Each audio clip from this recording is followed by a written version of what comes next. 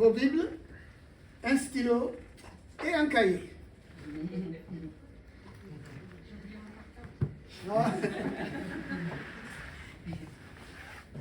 Tu passeras au bureau du surveillant. Je remercie le Seigneur parce que si vous êtes là ce soir, c'est pour écouter ce qu'il a à nous dire. Et le Seigneur a quelque chose à nous dire. Quelque chose de spécifique. C'est pour cela que je vous demanderai d'être très attentif et surtout notez. Notez tout. Et s'il y a des choses que vous n'avez pas compris, ce n'est pas grave. Nous sommes disponibles et nous reviendrons là-dessus. Parce que cette prédication est en même temps un enseignement. Parce que nous ne pouvons pas marcher sans savoir où nous allons. On nous a montré beaucoup de chemins. Donc maintenant, nous allons revenir sur la réalité biblique pour comprendre ce que c'est qu'un chemin, ce que c'est qu'une voie. Nous allons parler beaucoup de voix. Ce n'est pas la voix qu'on entend qui vient de ma bouche, c'est la voix qui veut dire un chemin. C'est de ça que nous allons beaucoup parler cet après-midi. Donc soyez très attentifs. Prenez note. Donc, le titre de notre étude s'appelle « La voie spacieuse et la voie étroite ». La voie spacieuse et la voie étroite. Et notre étude est tirée de Matthieu 7, versets 13 à 14. Matthieu 7, versets 13 à 14. Si vous y êtes, je vais lire à partir d'ici. Matthieu 7, versets 13 à 14. C'est un verset que nous devons retenir. C'est un verset que nous devons étudier. Et c'est un verset que nous devons méditer. Je vous exhorte pendant les vacances de méditer ce verset-là. Parce que si vous le méditez, il y aura beaucoup de bénéfices à tirer de ce verset. Matthieu 7, 13 à 14. Je lis à partir d'ici. Verset 13. Entrez par la porte étroite, car large est la porte, spacieux le chemin qui mène à la perdition. Et il y a beaucoup qui entrent par là. Verset 14. Mais étroite est la porte, resserrez le chemin qui mène à la vie. Et il y en a peu qui les trouvent. C'est grave. Cette parole vient du Seigneur lui-même. Il est en train de nous dire, entrez par la porte étroite. Pourquoi? large. Et tout le monde trouve cette porte-là facilement. Mais celle qui est étroite, on a du mal à la trouver. Et quand on la trouve, on a du mal à y rester. Bien-aimés, cet après-midi, nous allons découvrir une réalité spirituelle qui complique nos vies, qui complique notre marche. C'est une réalité que nous ne voulons pas voir de face. Mais je remercie Dieu parce que nous allons regarder cette réalité cet après-midi ensemble. Pas avec nos yeux, mais avec nos cœurs.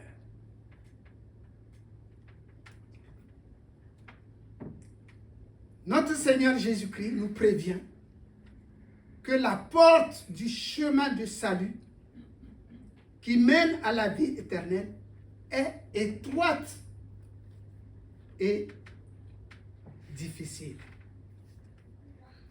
Et ce qui est grave, c'est qu'il nous dit, très peu de gens trouvent cette porte.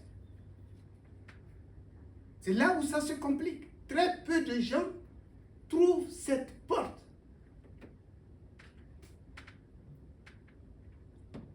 Mais la route du feu de l'enfer et de la destruction est spacieuse et ses portes en sont grandes ouvertes pour beaucoup qui ont choisi la voie de la facilité par leur volonté personnelle, qui ont choisi la voie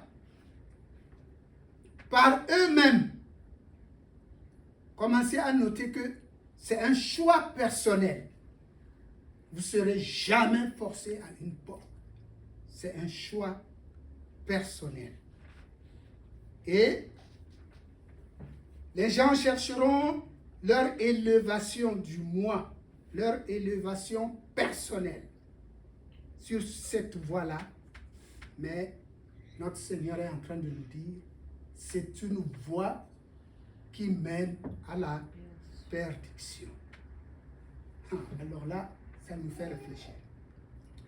Dans Proverbe 16, 25, la Bible nous dit, telle voie paraît droite à un homme, mais son issue, c'est la mort. J'aime bien les photos que nous avons regardées. Il y a une belle photo qui est dans la forêt, avec les arbres bien à côté. Et quand on regarde bien, on ne voit pas le bout. On ne sait pas ce qu'il y a au bout. C'est ce que le Seigneur nous dit. Et le proverbe 16, 25 nous dit, telle voie nous paraît droite. Si on demande de choisir, je prends celle-là parce qu'elle est très bien faite et bien alignée. Mais seulement, je ne sais pas ce qui est au bout. Ceux qui observent fidèlement les enseignements de Jésus-Christ auront la vie en abondance. Dans Jean 10, 10, il est écrit que le voleur ne vient que pour dérober, égorger et détruire. Moi, je suis venu afin que les brebis aient la vie et qu'elle l'ait en abondance. Donc, le Seigneur va nous donner les secrets, les principes et les préceptes qui nous permettront d'avoir la vie en abondance et d'éviter le chemin de la mort. Donc, quiconque empruntera la porte qui est large et suit la voie spacieuse n'aura pas la possibilité de vivre le but qui a été prévu pour lui, c'est-à-dire la vie en abondance. Voici ici deux chemins que Jésus-Christ est en train de nous présenter. Donc, notre but cet après-midi, ce n'est pas de les lire, de faire la morale. Non, C'est pas ça. C'est de décortiquer cette parole pour comprendre qu'est-ce que Jésus veut nous dire au juste. Et pour aussi vous donner une autre idée, notez ce verset, Luc 13, 24, qui nous dit « Efforcez-vous d'entrer par la porte étroite. » Efforcez-vous d'entrer par la porte étroite. Nous n'allons pas développer cette partie aujourd'hui. L'occasion permettra de le faire. Luc 13, 24. Mais ça vient en complément de ce que nous venons de voir. Et on verra ce que c'est que cette porte étroite. Trouvons maintenant une définition à une voie. La voie de passage. Une voie peut être définie comme étant une manière ou une méthode pour faire quelque chose. La définition est importante parce que ça va nous permettre de comprendre les principes de Dieu. La voie peut être définie comme étant une manière, une méthode pour faire quelque chose. Un sentier ou un mouvement physique est défini comme la façon d'aller d'un endroit à un autre. Une porte ou une ouverture, donc ça désigne un endroit ou quelque chose qui n'est pas fermé, donc qui est ouverte. Ça s'appelle une porte, donc c'est une voie. Ça peut être aussi un voyage ou une route prise ou à prendre. Tout ça a une signification. Parce que vous verrez par la suite que selon la façon dont je me comporte, je m'engage sur une voie ou je me suis engagé sur une voie et cela détermine où je vais. Et qu'est-ce qui peut m'arriver? Vous saurez tout ce soir. Le Seigneur est merveilleux.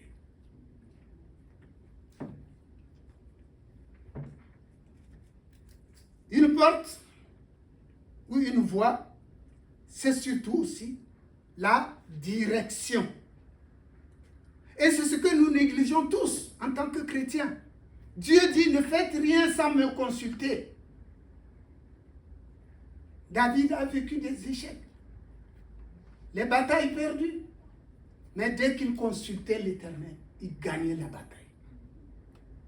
Cela veut dire que quand tu es chrétien, tu ne dois pas combattre selon tes voies, mais tu dois combattre selon les voies de l'Éternel.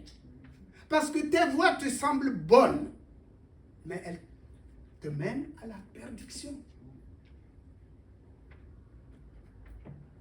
Donc pour prendre une action, ça désigne l'espace, une action, une incidence, un domaine, une distance, une condition et, je rajouterai aussi, les traditions et l'habitude. Ceux qui ont tendance à dire, c'est notre tradition, on a l'habitude de faire comme ça, mais qui vous dit que cette habitude-là plaît au Seigneur? Donc les traditions, les habitudes peuvent nous conduire sur la mauvaise voie. Et on peut donner un accès. On peut être écarté du chemin. On peut se frayer son chemin. On peut avoir tous les accès dans tous les sens, s'engager dans tous les chemins et faire surtout à sa façon. C'est comme ça la vie humaine. Nous voulons faire à notre manière. De temps en temps, arrêtons-nous pour dire, est-ce que le chemin que j'ai pris plaît au Seigneur? Le chemin que j'ai pris, est-ce que si c'était Jésus, il aurait fait ça? Ce que j'ai dit de ma bouche concernant mon frère, ma soeur, est-ce que si le Seigneur était là, il aurait utilisé les mêmes mots? C'est aussi une voix. Quel mot le Seigneur aurait utilisé? Moi, mes mots, ça veut dire que ça exprime ma colère, mon amertume et tout. Mais qui vous dit que le Seigneur est d'accord avec moi? Qui vous dit que j'ai raison? Qui vous dit que ce que je fais est juste? Donc nous devons nous référer à quelqu'un qui, lui, est juste. Parce que lui, il sait la voie qu'on prend et il sait où on voit. Alors, les voies bibliques. En 2, nous avons fait la définition d'une voie. Vous avez vu, j'ai été très long dessus pour qu'on comprenne la suite.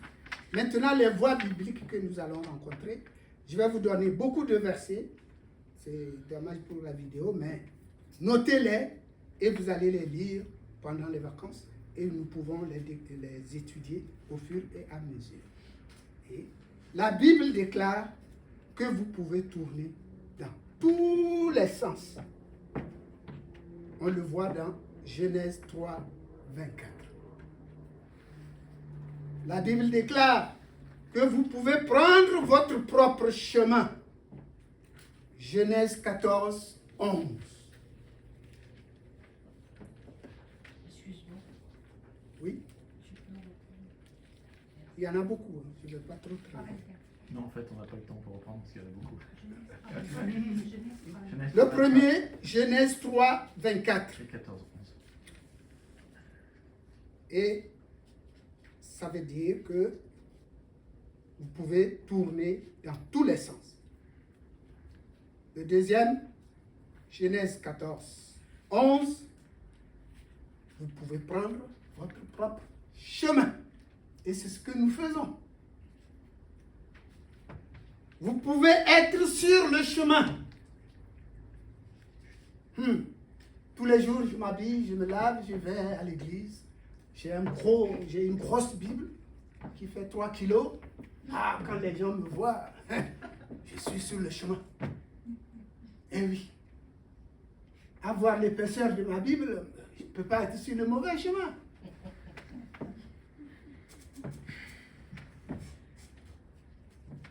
Genèse 24, 27. Vous pouvez passer par le chemin. Exode 13, 17. Vous pouvez être guidé dans le chemin. Exode 13, 21. Quand les Israélites sortaient avec Moïse, quand c'est la nuit, il y avait les colonnes de feu. Quand c'est le jour, il y avait la nuée. Et c'est Dieu qui les guidait. Et avant de prendre le chemin, pour être guidé, Moïse sortait devant la tente, levait les mains et dit, « Oh Dieu, que tous mes ennemis me laissent passer. » C'est-à-dire qu'il se confiait à Dieu. Et il était guidé. Exode 13, 21. Vous pouvez indiquer le chemin à quelqu'un.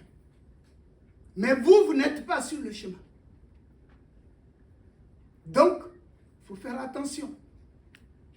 Vous pouvez indiquer le chemin à quelqu'un qui va donner sa vie à Christ et qui va donner sa vie et qui sera pardonné. Alors que vous qui avez donné le chemin, vous qui avez indiqué, vous avez l'amertume dans votre cœur et que vous n'êtes pas sauvé. C'est une réalité. On peut vous indiquer le chemin, comme vous aussi vous pouvez indiquer. Genèse 18, 20. Vous pouvez être protégé en chemin. Voilà pourquoi nous prions avant de partir. Et la Bible dit dans Deutéronome, ton départ et ton arrivée sera béni. Parce que l'Éternel te protège durant tout ce chemin. Exode 23, 20. Vous pouvez rester sur le chemin. Nombre 22, 23. Vous pouvez établir les routes, les chemins, tout ce que vous voulez. Deutéronome 19, 3. Vous pouvez venir par un seul chemin. Deutéronome 28, 7. Pour ceux qui sont les combattants de combat spirituel, ils connaissent bien ce verset qui dit « Tous mes ennemis viendront par un seul chemin, mais ils repartiront par 7 chemins, parce que l'Éternel les aura chassés au-devant de moi. » Vous pouvez entrer dans votre chemin. Voilà quelque chose d'important. 1 Roi 8, 32. Ça veut dire que vous pouvez perdre votre chemin, mais vous pouvez y entrer. Donc c'est important. Et nous allons voir les 2 voies. Quelles sont les 2 sortes de voies avec tous les chemins qu'il y a au bout? On nous a dit d'abord que c'est la voie spacieuse, la voie étroite, et au bout de chacune, il y a un chemin. La porte large et la voie spacieuse, cette porte, cette voie mène au feu de l'enfer et à la destruction éternelle. Je vais le lire à partir d'ici. Lisons Apocalypse 20, notez-le, 14 à 15. Puis, la mort et le séjour des morts furent jetés dans les temps de feu. C'est la seconde mort, les temps de feu. Verset 15. Quiconque ne fut pas trouvé écrit dans le livre de vie fut jeté dans les temps de feu. Donc ça veut dire que si nous voulons que notre nom soit inscrit dans le livre de vie, nous devons nous tenir à la bonne porte, sur le bon chemin pour être inscrits. Les caractéristiques dangereuses et trompeuses de la voie large. J'en ai trouvé 7, il y en a beaucoup. Elle a une large porte. Déjà, c'est facile à y rentrer. Matthieu 7, 13. C'est un chemin spacieux. Comme on vient de le voir, Matthieu 7, 13. C'est une voie facile. Mes frères et sœurs, méfions-nous des facilités. C'est là où se tient l'ennemi pour nous permettre de glisser comme dans une descente. Quand c'est difficile, Satan n'est pas là. Quand c'est facile, il est là à côté. Donc dans nos réflexes, nos observations, nos choix et nos vies, faisons attention au chemin spacieux, à la voie facile. Parce que beaucoup choisissent cette voie. Et cette voie, c'est quoi? C'est le mensonge. Oh, un petit mensonge, ça peut aller. Eh oui. La tricherie, c'est des voies faciles. Les meurtres, ce sont les voies du monde. L'égoïsme, l'élévation de soi. Ah, moi. Pourquoi? Pourquoi on t'a parlé à toi sans me parler à moi?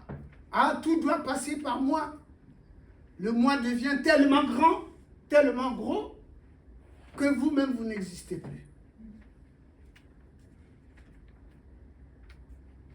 C'est l'indiscipline, la désobéissance de la parole de Dieu. Oui, il faut que nous lisions la parole de Dieu tous les jours, tout le temps.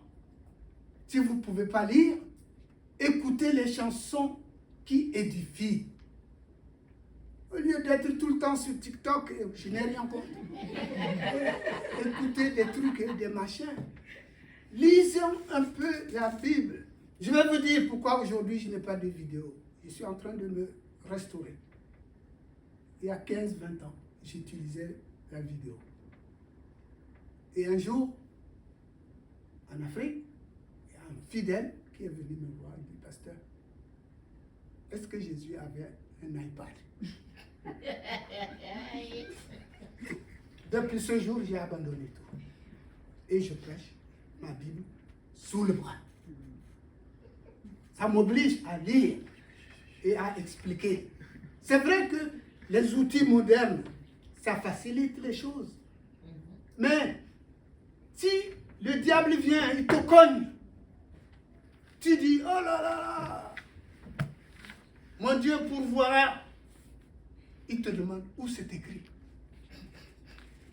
Qu'est-ce que tu lui dis? Ah ben, je ne sais pas, mais c'est écrit.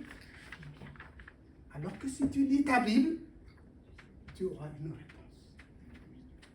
Le Seigneur va nous aider. Nous retournons en arrière, mais ce n'est pas grave.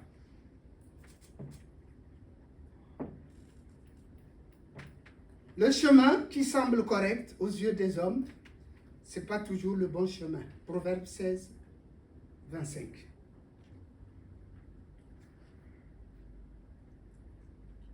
Quels sont les candidats qui sont sur la voie spacieuse? J'en ai trouvé 7.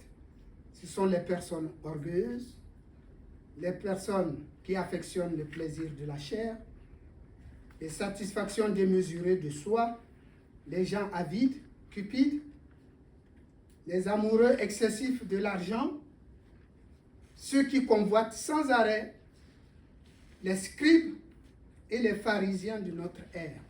Matthieu 5, 20. Ça veut dire que vous pouvez être trompé par un scribe ou un pharisien moderne, alors que ce qu'il vous dit n'est pas juste. Cherchez l'authenticité. Si je mettais une affiche dehors, je dis ici, oh là là, vendredi soir, il y a quelque chose, la salle serait pleine. Mais si je dis, venez, on va prier et lire la Bible, il n'y aura pas grand monde. Je vous dis ça pour qu'on sache sur quelle voie nous sommes.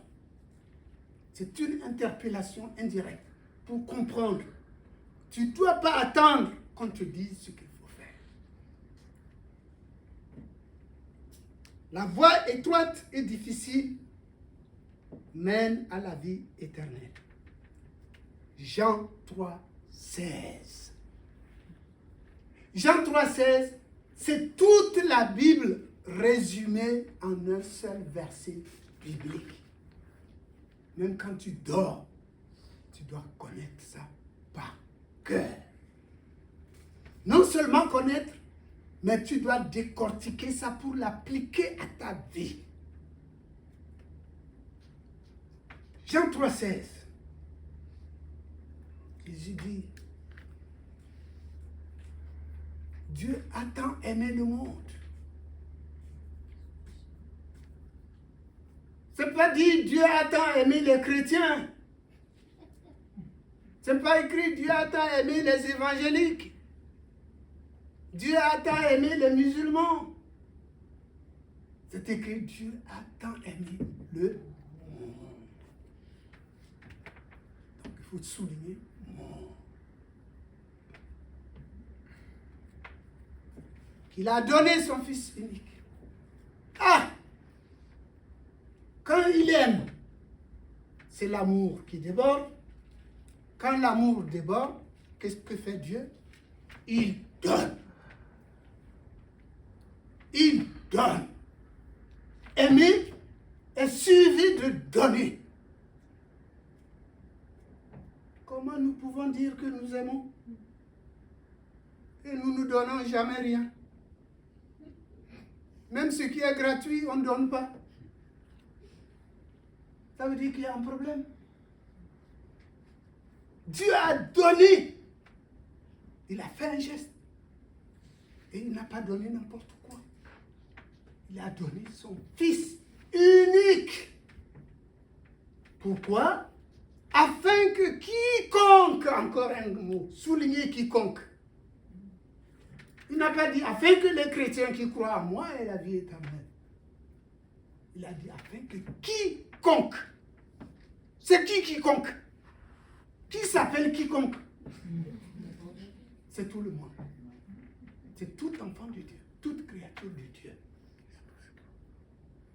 Donc, nous devons dire, ah, si Dieu a fait ça, c'est qu'il aime le monde, c'est qu'il aime ses créatures.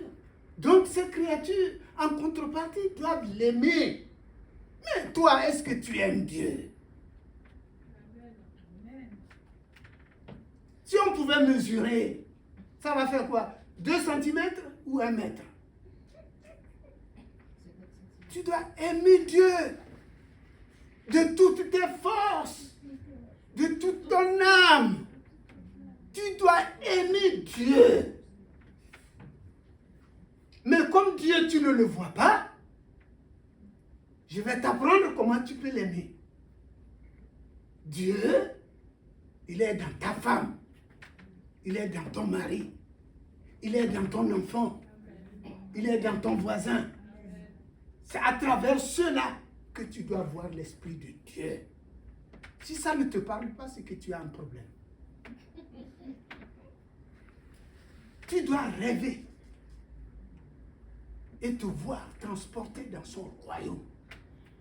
Au lieu de rêver des sorciers qui te poursuivent. Donc, je vous dis la vérité. Les 2 chemins en question, nous devons savoir sur quel chemin nous sommes. Donc, c'est les scribes modernes qui m'ont amené là. Et je dis, dans Jean 10, 9, il est écrit, « Je suis la porte. Si quelqu'un entre par moi, il sera sauvé. Il entrera et sortira et il trouvera des pâturages. » Et après, il nous dit dans Jean 14, 6, Jésus lui dit, « Je suis le chemin. » C'est ce qu'on nous a donné tout à l'heure. La vérité et la vie. Nul ne vient au Père que par moi. Cela veut dire tout simplement, sans chercher, sans être philosophe. Il y a une seule personne par qui on passe pour rentrer dans la porte étroite. Une seule personne. Il n'y a pas de centenier, il n'y a pas de gardien pour faire du favoritisme. Il n'y a rien de tout ça. C'est Jésus seul qui tient la clé de cette porte. C'est Jésus seul qui est cette porte. Tout croyant doit savoir que pour suivre Jésus jusqu'à la fin, cela nécessite la foi, la discipline, l'obéissance totale, le dévouement, ainsi que l'endurance. L'endurance. Les chrétiens, ce n'est pas seulement dimanche matin. Et lundi matin, ils sont très fatigués. Ils ne peuvent pas se lever. La route est encore longue. Quand vous vous levez le matin, vous avez les douleurs partout, partout, partout. C'est là où vous vous dites, il faut se lever. Il faut se lever. Pourquoi? Parce que la route est longue. Il y a l'endurance. Il faut être endurant. L'apôtre Paul présente ça comme l'athlétisme.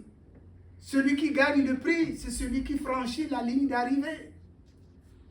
Donc nous devons arriver. Et quel que soit ce qui arrive, nous devons tenir la course jusqu'au bout. Alors, c'est le seul. Si vous voulez savoir quels sont les bénéfices qui sont attachés à ceux qui sont endurants, ça veut dire qu'il faut suivre la voie étroite, comme les Écritures le disent. La voie étroite, c'est la voie du salut. Si vous voulez le salut, cherchez la voie étroite. Acte 16, 17.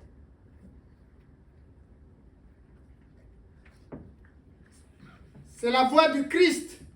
Jean 14, 6. La voie du Seigneur. Acte 18, 24. La voie étroite, c'est Jésus lui-même. La voie de la justice, qui est la voie étroite. Matthieu 21, 32. La voie de Dieu, Matthieu 22, 16. Ah, surtout noté, Acte 18, 26. Très intéressant. Jésus, c'est le chemin de la paix. Si vous voulez la paix, voilà le chemin à suivre. Romains 3, 16. C'est la voie sainte. Ésaïe 35, 8. Jésus, c'est la seule porte vers Dieu. Matthieu 7, 14. Jean 10, 1 à 7. C'est le chemin de sortie, c'est-à-dire un moyen de sortir de ses péchés, de ses problèmes. 1 Corinthiens 10, 13. C'est le chemin du lieu très saint. Hébreux 9, 8 à 15. C'est le nouveau chemin de la vie. Hébreux 10, 20. C'est la voie de la vérité. 2 Pierre 2, 2. C'est la voie de l'affranchissement. Jean 8, 32. Ce qui vous fait 14 points que je viens de vous donner. Jean 8, 32 dit, vous connaîtrez la vérité et la vérité vous affranchira. Nous ne pouvons pas être en permanence dans des problèmes parce que nous ne pouvons pas sortir. Nous voulons la délivrance, la délivrance, la délivrance tous les jours, tous les jours. C'est qu'il y a un problème quelque part. Il y a une vérité qu'on ne veut pas affronter. Nous devons nous regarder nous-mêmes et demander où nous en sommes. Jean 8, 32 le dit. Et je rajouterai plus Abdias 17. Pour ceux qui sont venus gentiment prier avec nous mercredi, ils ont découvert ce verset et ils ont compris les avantages de connaître ce verset, Abdias 17.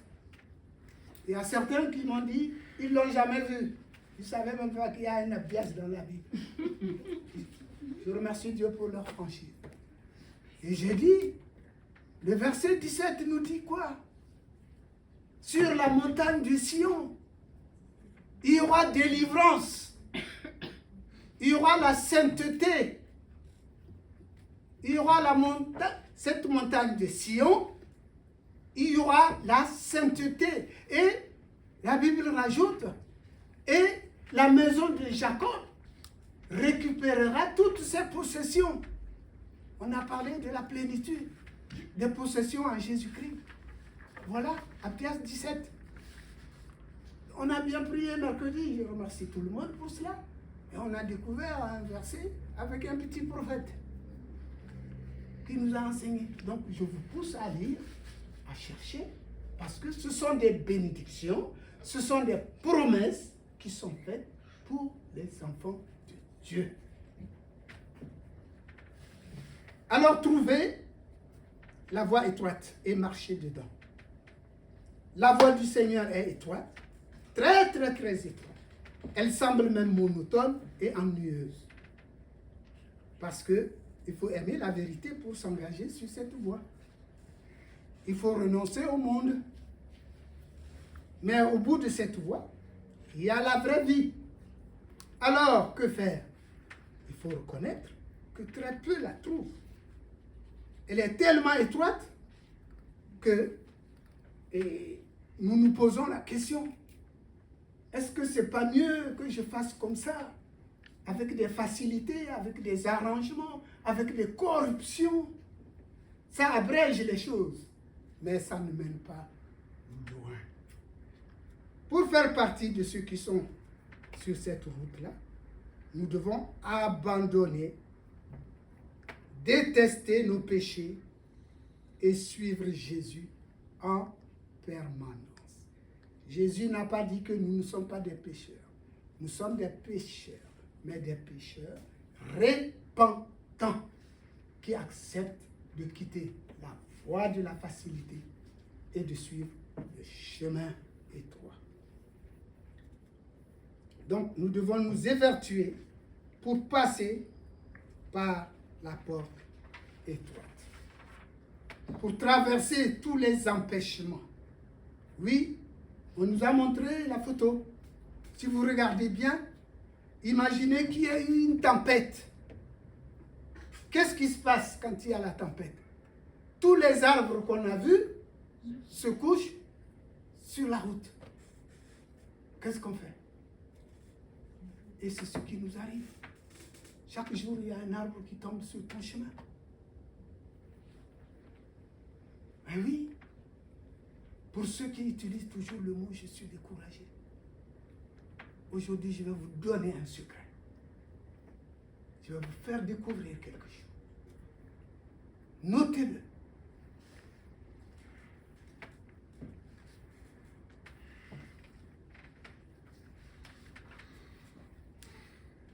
Nous sommes comme des voyageurs. Nous sommes tous en voyage sur les deux chemins. Sur l'autre chemin, celle qui est là, la voie large, il y a plein de monde qui se bousculent. Ils sont nombreux avec leurs valises. D'autres ont leur fardeau sur les têtes, les valises de ceci. Ils sont encombrés. Mais ils sont nombreux. Et la voie étroite, il n'y a pas beaucoup de voyageurs. Parce que Jésus dit qu'on ne le trouve pas, ce chemin-là. On le trouve difficilement. Mais quand toi, tu t'engages dans ce chemin, tu te retrouves tout seul avec un voyage, genre de compagnon, Jésus-Christ. Et Jésus-Christ qui est prêt pour venir à ton service. Non seulement tu n'as pas de valise, mais ton petit sac à main, c'est Jésus-Christ qui porte ça. Et tu as les mains vides. Tu es là, c'est un voyageur heureux. Et Jésus te suit partout, partout. Et tu es content, tu es heureux. Le voyage ne se sent même pas. Le petit sac à main, c'est Jésus qui porte. Et toi, tu n'as rien à porter. Pourquoi? Parce que au début, tu portais des fardeaux comme les autres. Et tu les as déposés au pied de Jésus. C'est pour ça qu'il t'a accepté. Et il t'a dit, suis-moi. Tu ne peux pas le suivre avec tes vieux fardeaux, avec tes problèmes de famille, avec tes problèmes d'hérédité, avec tes malédictions, avec toutes ces choses-là. C'est déposé au pied de Jésus. Donc, sur ce chemin de voyage, un enfant de Dieu est protégé. Par quoi? Par le sang de Jésus. Parce que ce chemin-là, c'est celui-là, lui, il a déjà emprunté. À Golgotha, il portait une grosse croix énorme, mais il traversait des chemins serrés.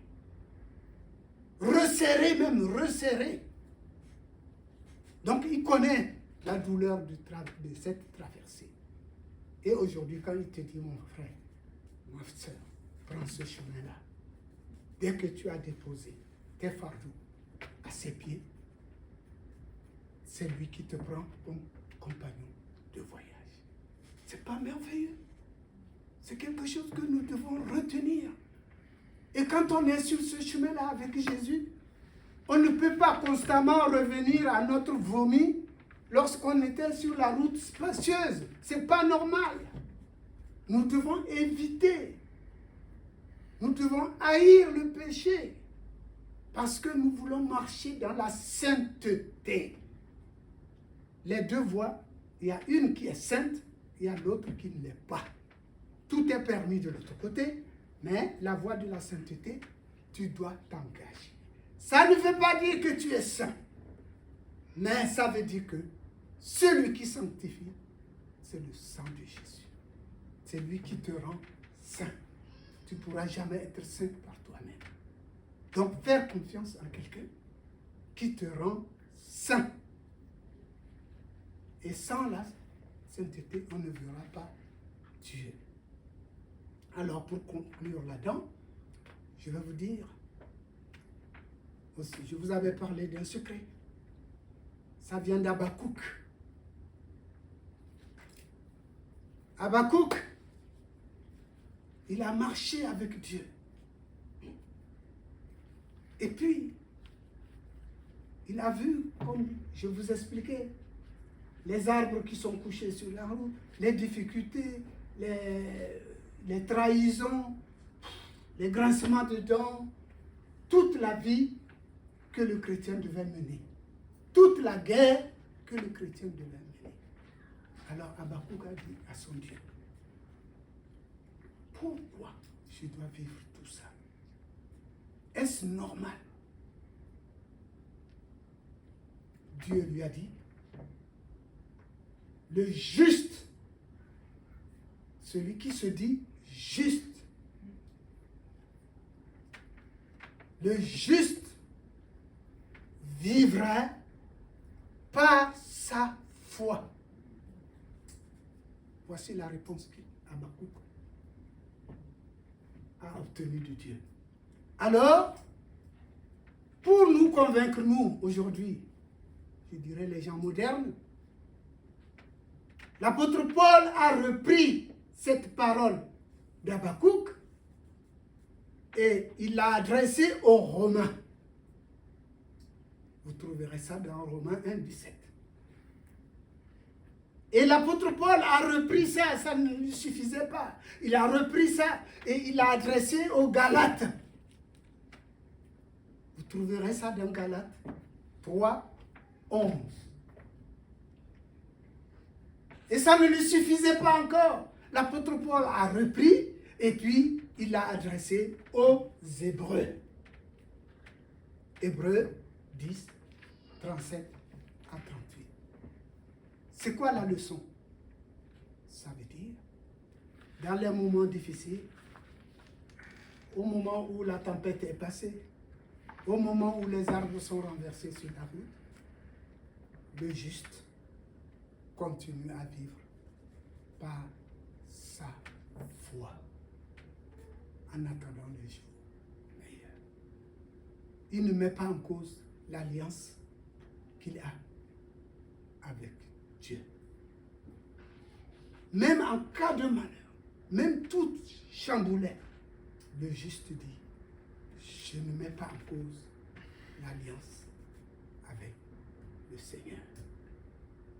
Quand vous arriverez à ce stade, quand nous arriverons à ce stade, ça veut dire que nous sommes des chrétiens matures. Des chrétiens matures. Et c'est là, nous vous invitons à y aller. C'est cette attitude de maturité, cette attitude qui fait que même si les choses vont mal, je me dis, l'alliance que j'ai avec Jésus ne sera jamais rompue. Et lorsque ce contact est fait, lorsque ce contrat est fait, nous sommes protégés sur tous les chemins, sur le chemin qui mène à la vie. Rien ne peut nous arriver sur ce chemin-là, parce que c'est Jésus qui garantit ton voyage. C'est Jésus qui te donne le ticket. Et c'est Jésus qui porte tes bagages. Et tu voyages, les mains vides. Laissons la tête pour la prière.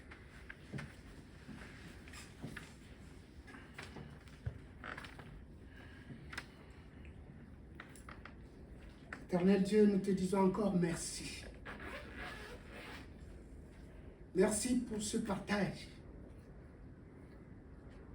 Merci pour cette exhortation que tu veux porter à ton peuple.